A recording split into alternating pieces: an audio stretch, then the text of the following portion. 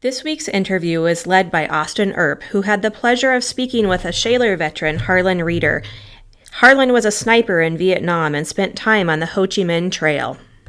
I'm Austin Ehrp, and on May 21st, I had the honor of interviewing Harlan Roeder. This is what he had to say. When were you drafted, or when did you enlist for the Army? I was drafted in 1963, December of 63. What do you remember about that particular day? When I got my draft notice, I was picking corn. What was basic training like? Mostly physical exercise and running, and coming from this country, or this part of the country, farming, it was really nothing new. We had it, you had all your military hand-to-hand and all that stuff, camping. We trained in, basic was, firstly, they got you in physical shape. First thing they did was shave your head, and then they issued us clothes, and then we went from there to our training area, and then we trained out every day. We went to classes, and then we went out. Physically, you had an hour of PT every morning, and you did what they call the daily dozen. It ended up you ran a mile. Where did you serve during the war? I was drafted. I went to Fort Leonard Wood, Missouri. From Leonard Wood, I went to Fort Benning. I was there about 16 more months, and then I went to Vietnam. How did you get accustomed to living in such a different place? That's a difficult question. I just knew I had to put up with this for 2 years, and I just made the best of it. Made up my mind I was going to do it. Everybody else before me did it, so I could do it too. What are some of the things you remember most about your deployment? Well, I had traveled quite a bit before I went into service, but we trained basic training for 16 months. Then we went by ship to Vietnam. We went we went around Cuba. We sailed out of Charleston, South Carolina. We went through Panama Canal, up to San Francisco, up around the coast of Alaska, down the coast of Japan, and then we landed in South Vietnam. Hot was probably one of the things I remember hitting us the most in the South China Sea. We were below the waterline. It was so hot, you were just stewing in your own sweat. It was 120 degrees with no air conditioning. It got up to 134, and we just getting used to the environment. One of the things I had to do to get used to it, not get rid of the dizziness, you had to take something that's poison today. They talk about salt. I had to take 7 to 8 salt tablets a day, plus the salty food we ate. Keep from being dizzy. When you stood up and you were dizzy, you had to take more salt. Water, you could never hardly drink enough, but hot, just like this morning, it's foggy. Only it was foggy there. It was just reeked with heat. It was the steam from the heat. It was fogged a lot of times. Can you describe your particular job or assignment when overseas? From the time we got there till the time I left, you had 2 hours on, 2 hours off. I was lucky I had 3 men with me, so we could go 2 on, 4 off. But somebody was on guard all the time. But it rained continuously for weeks. But we set up a base camp in a pasture, and then we cut all the brush down, and first week or so we guarded workers. We had 5,000 workers we had to guard. And they cut down all the brush and all the trees and all the stuff, and then we had to build shade. And then from there on we patrolled and search and destroy. I was a machine gunner sniper. I know the military has strict rules, but did you or any of the men you fought with ever get caught breaking the rules or do something they weren't supposed to? And what was their punishment? The only thing that they were really, really strict on was stealing, and our company was not. That was the only thing anybody was punished, and they were not with us. They were cooks stealing food, and they were sent to the stockade. I was a stockade guard, and I lucked out, and I had to draw weapons and take the prisoners to the stockade by a jeep with another officer. The officer was in charge. I was just a guard again. The only thing is, if a prisoner got away, I took his place. Was there anything you especially missed about civilian life or life back home? I was lucky. I didn't have any girlfriends or anything. I didn't have anything really to worry about. The name of the game was staying alive. It wasn't who you're fighting, because I've been shot at more by my own people than I have the enemy. I've been closer. One mistook me for the enemy and shot 3 holes in my poncho, but enemy, I only got hit in the head with a helmet and just went by.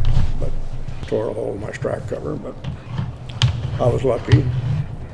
I lived through. If you've ever heard of the Ia Drang Valley, and that's made famous by the book We Were Soldiers Once and Young, and I was in the Ia Drang Valley. 5 of us not hit out of our unit. I was one of them.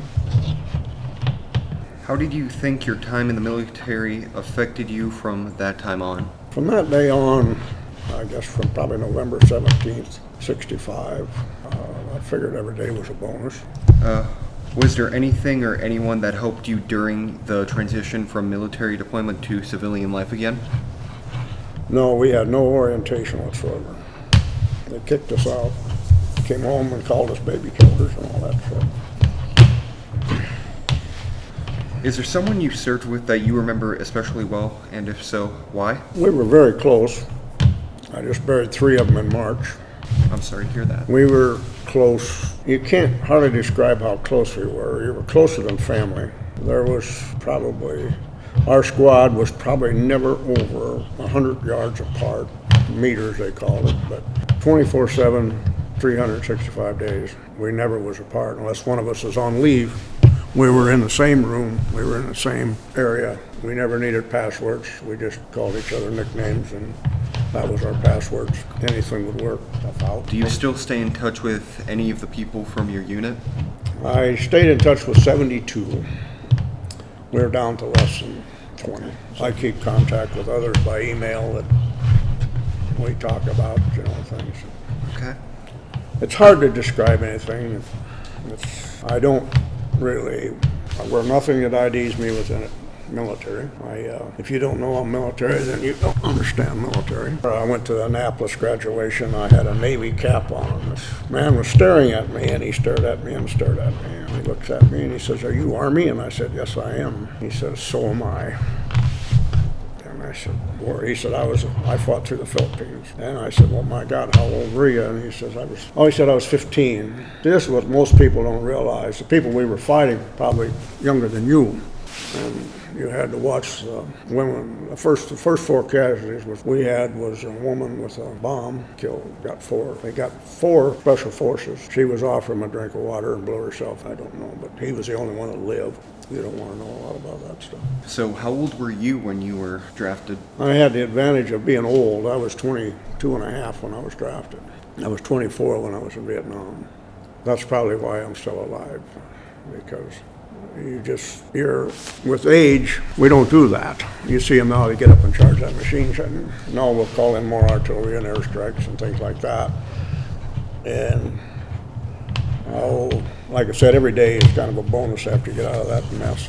But one of the things I crawled into, we got into an ambush. And you got to remember, the other side didn't want to fight either. And they're probably like we are, sitting here talking, and you don't move miles.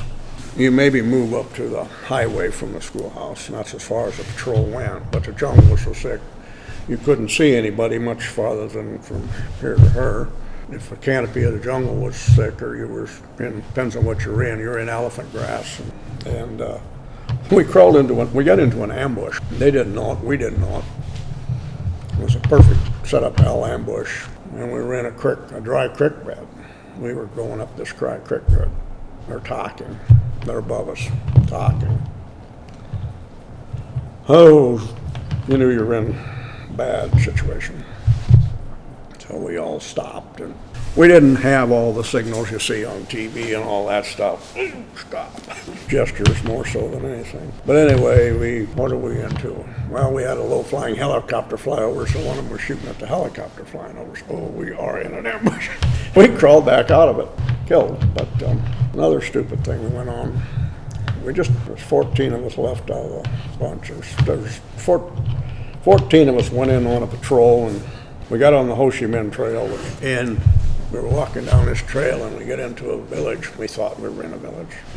We were in a Viet Cong Packer camp.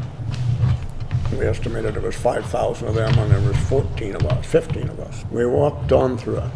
Nobody fired, and walked on through it. We came in contact with the Ai Drang River. Now we can't get across it. Anyway, so we goes over the riverbank, and we walk back, like this is the big complex we were in, and we walked back around that in the riverbank, and then we got back on this trail, which later I discovered was the Ho Chi Minh Trail. We weren't supposed to be in there. There was nobody in Vietnam and in Cambodia until 2 years later, but that's where we were. And we walked back to the base camp then, and this was 23rd or 20, about the 23rd of November, 1965. And I went back to the base camp, and they took us out of there to another, flew us into Pleiku. The only reason I knew where they flew us into, I took a picture, and there was a sign in the background that said Pleiku on it. I can show you. I got a scrapbook if you want to see it. And that's how I knew where I was. And we laid there, and we went from there back to the base camp. And then my time was up. I had 128 days from the time I got on the ground to the time I was out of the service. And anybody with 120 or less didn't have to go to Vietnam, so I lucked out. I had 8 more than I needed to stay home. So we had 2 half days off the whole time I was there. And you asked me an earlier question, what did it? Never quit. Life, I look at life as war. The clock is always running. There's no time out. You play to your last breath. I want to thank Harlan for letting me interview him, and I would like to also thank him for his service to our country. Harlan, the modern history class students certainly learned a lot from listening to your interview, and we thank you for sharing your memories with us. Please stay tuned because next week we'll post another Vietnam-era interview, which will be Harold Drugmiller, and it'll be conducted by Rayanne Volkert.